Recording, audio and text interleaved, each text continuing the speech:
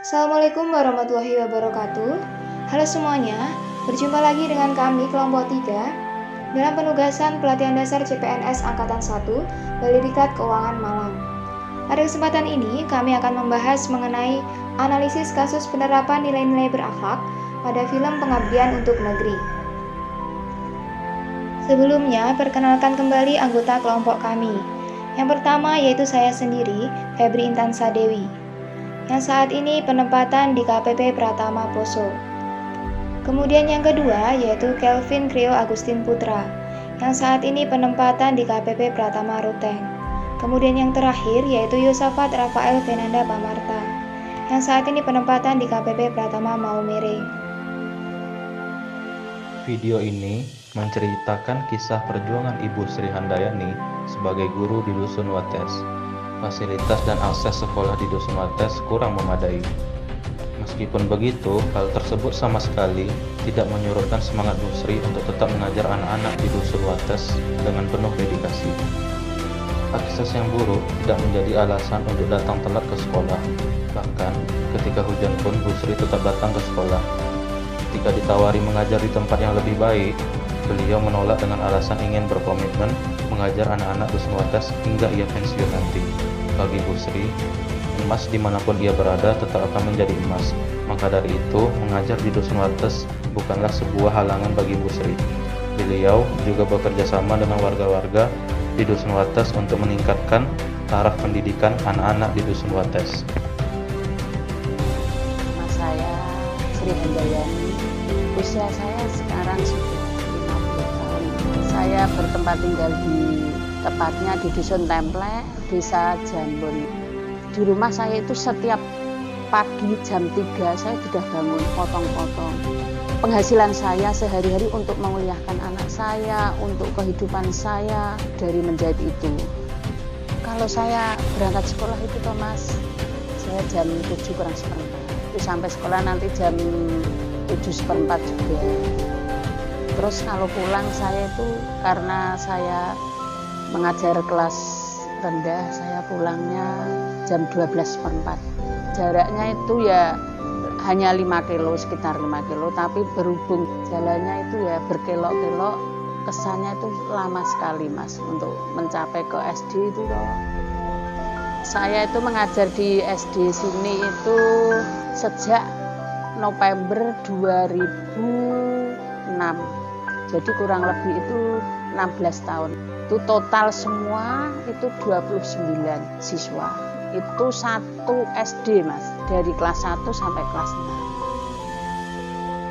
6. Nilai yang pertama ada berorientasi pelayanan. Apa yang dilakukan Bu Sri Handayani sangat mencerminkan nilai berorientasi pelayanan. Meskipun fasilitas dan akses tempat beliau mengajar kurang memadai, Bu Sri tetap mengajar dengan sepenuh hati. Bagi Bu Sri, emas dimanapun lokasinya tetap akan menjadi emas. Nilai kedua ada akuntabel. Lokasi tempat Bu Sri mengajar bisa dibilang bukanlah tempat yang layak. Bahkan akses menuju lokasi beliau mengajar pun merupakan medan yang sulit. Namun demikian, Bu Sri tetap berangkat mengajar setiap harinya secara tepat waktu dan tidak bermalas-malasan, bahkan saat sedang hujan. Hal ini menunjukkan betapa tingginya integritas beliau, yang berarti beliau merupakan sosok yang sangat bertanggung jawab atau akuntabel. Nilai selanjutnya ada kompeten. Bu Sri melanjutkan pendidikan ke jenjang D2 untuk meningkatkan kompetensinya. Dengan melanjutkan pendidikan ini, beliau berharap kemampuan mengajar dan menyalurkan ilmu kepada anak-anak di Dusun Wates semakin meningkat setelah melanjutkan pendidikan. Lalu ada nilai harmonis. Nilai ini dapat dilihat dari sikap Bu Sri ketika ia mengajar. Ia memperbolehkan anak-anak didik yang orang tuanya sibuk bekerja untuk membawa adik mereka ke sekolah. Hal ini menunjukkan bahwa Bu Sri memiliki sikap toleransi yang tinggi, di mana hal ini dapat menciptakan hubungan yang harmonis antara pengajar dengan anak-anak didiknya. Nilai kelima adalah loyal. Saat ditawari untuk mengajar di sekolah yang lebih baik secara fasilitas dan akses, Bu Sri menolak permintaan tersebut. Beliau sudah berjanji pada diri sendiri untuk tetap mengabdi hingga ia pensiun nanti. Hal ini dikarenakan beliau bertekad untuk memajukan pendidikan anak-anak di Dusun Wates. Nilai selanjutnya ada adaptif. Mengajar di sekolah dengan fasilitas dan akses yang kurang memadai membuat Bu Sri harus menyesuaikan diri dengan kondisi tersebut.